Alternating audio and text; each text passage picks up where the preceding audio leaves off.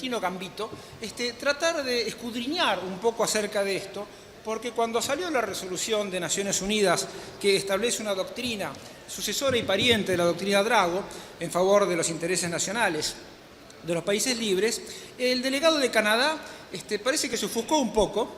Diputado, por favor, Sí. un minuto. Les voy a pedir silencio otra vez a los señores diputados y también a las personas que nos están visitando. Muchas gracias.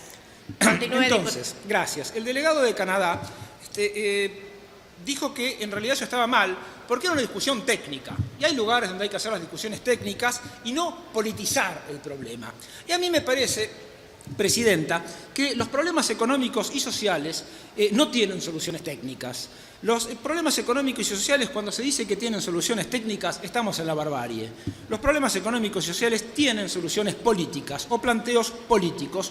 Luego vendrá la necesaria e indispensable instrumentación técnica, pero jamás se puede poner eso porque ya pasamos del demos al Aristós, del Aristós a la tecnos, nos vamos poniendo tecnos. ¿Qué pasa?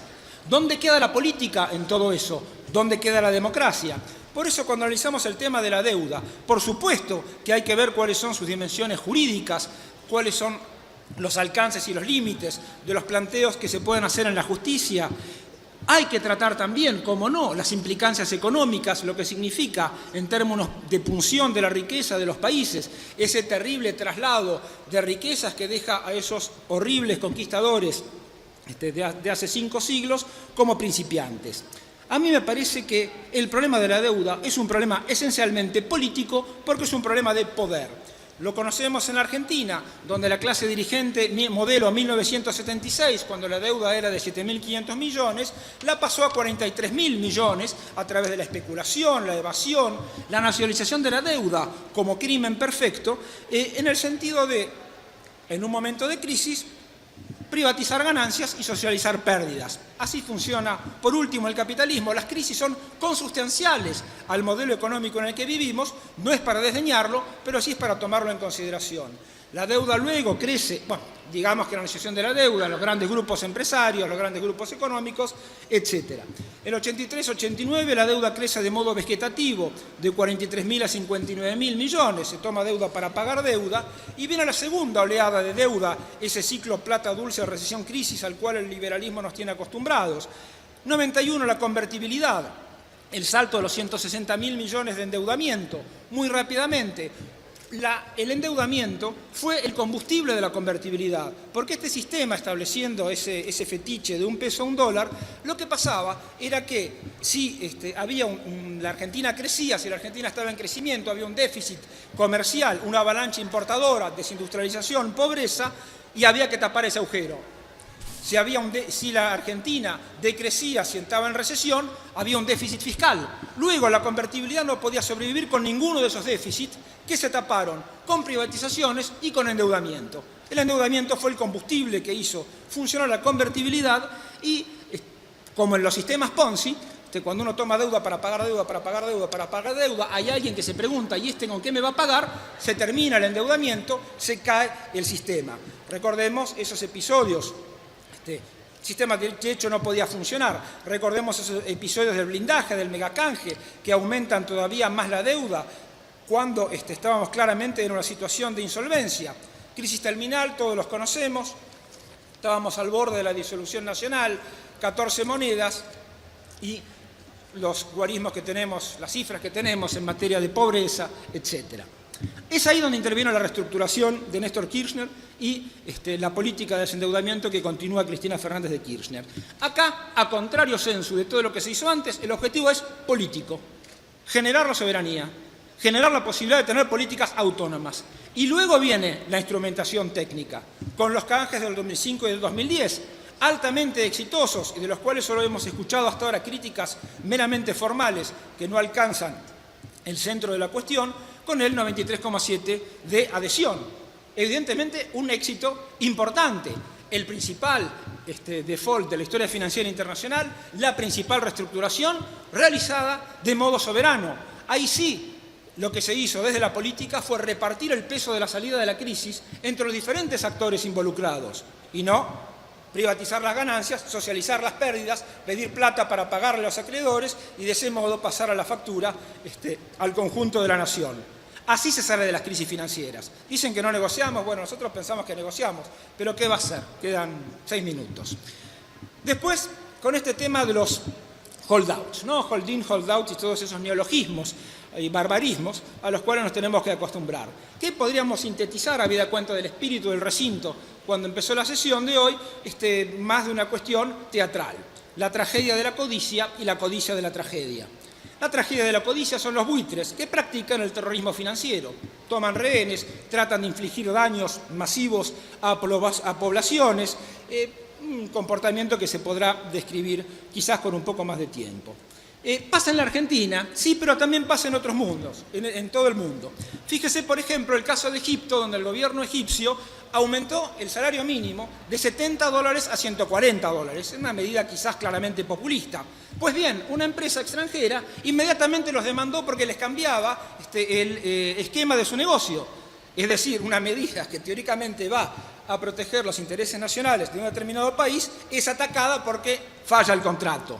La propia Alemania, que tantos admiran, la Alemania de Merkel, y todas esas cuestiones, no es mi caso, pero todas esas cuestiones, como la canciller decidió que la Alemania no iba a tener más energía nuclear, hay una empresa sueca, creo, que ahora está demandando a Alemania porque se tomó una decisión política que afecta a su modelo de negocios. Entonces, ¿cómo es esto de los liberales?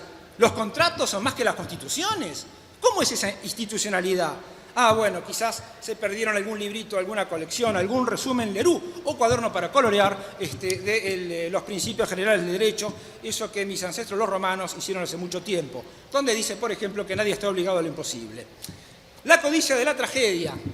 La codicia de la tragedia es los sectores económicos, las grandes empresas. Sabemos que tenemos una estructura productiva compleja, las 500 mayores empresas, las que fabrican la mayor parte de la riqueza aquí en la Argentina, son extranjeras, tenemos un tema con todo lo que es las remesas y también tenemos un tema de que han sido las favorecidas tanto en la etapa de los fines de los 70 y de principios de los 80, que se han favorecido también luego con las especificaciones asimétricas, por ejemplo, y lo que tenemos es, cuando se dice esta ley no tiene que pasar, esta ley tiene defectos formales, no podemos aceptar esta reestructuración, es tratar de volver a la situación de relaciones sociales, políticas, económicas anterior al 2003.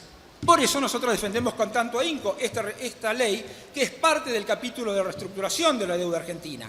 La caída de la reestructuración es el de financiamiento que se ha querido hacer desde el 25 de mayo del 2003 en adelante de todas maneras posibles y quizás, buenos son los buitres y sirven para financiar este régimen populista.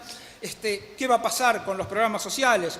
Nadie lo podrá saber. Cuando se habla alegremente de sacar impuestos y de eliminar subsidios, no queda otro modo que el endeudamiento externo como modo de reemplazar el ahorro. Buenísimo, mientras sigue la fuga de capitales, con lo cual, si debemos cuidarnos de los buitres de afuera, tengamos también cuidado con los caranchos mediáticos y con algunos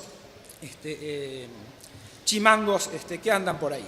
Pero bueno, sin entrar demasiado en zoología política, recordar la importancia que tiene la resolución de las Naciones Unidas, similar a la doctrina Drago, celebrar la creación de la bicameral, donde podremos estudiar una de las grandes cosas, Presidenta, que atormenta al mundo científico y que se llama el megacanje.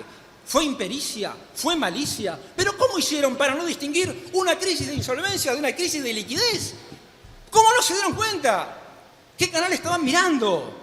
A ver, es medio básico, está en los manuales de cualquier... Creo que un inglés escribió un manual de los banqueros centrales y decía que el arte de banquero central era distinguir lo que era un caso de insolvencia, estoy quebrado, con un caso de iliquidez, me falta un poco de plata, pero puedo seguir. Y también podremos estudiar todo lo que fue el fallo Olmos, que ya prescribió, hay cosas que prescriben, sobre los 477 delitos cometidos, y habida cuenta de nuestra jurisprudencia, ver si entre esos 477 delitos cometidos durante la toma de la deuda externa por parte de la dictadura militar, no habrá algún delito que tenga que ver con la lesa humanidad. Entonces celebro profundamente la creación de esta bicameral que nos va a permitir estudiar esas cosas, que nos va a permitir estudiar también la especificación asimétrica. Hay un informe de la Cámara de Diputados, el informe de Icola, que también nos habla de todas estas cosas. Y ya para ir concluyendo, puesto que teatralmente había empezado, me parece interesante evocar al compañero Juan Domingo Shakespeare, que en su obra El mercader de Venecia habla efectivamente de un prestamista, Shylock, y esta cuestión de pasar de Shylock a Singer, con perdón del veneciano, efectivamente nosotros estamos reestructurando, creemos que la reestructuración tiene un objetivo político, tiene una instrumentación económica, es sólida, defiende el interés nacional en este largo combate que vamos a tener contra los buitres, caranchos y chimangos, y como en el mercader de Venecia nosotros podemos decir, está bien, pagamos la libra de carne, eso sí, sin una gota de sangre. Gracias, presidenta. Muchas gracias, diputado.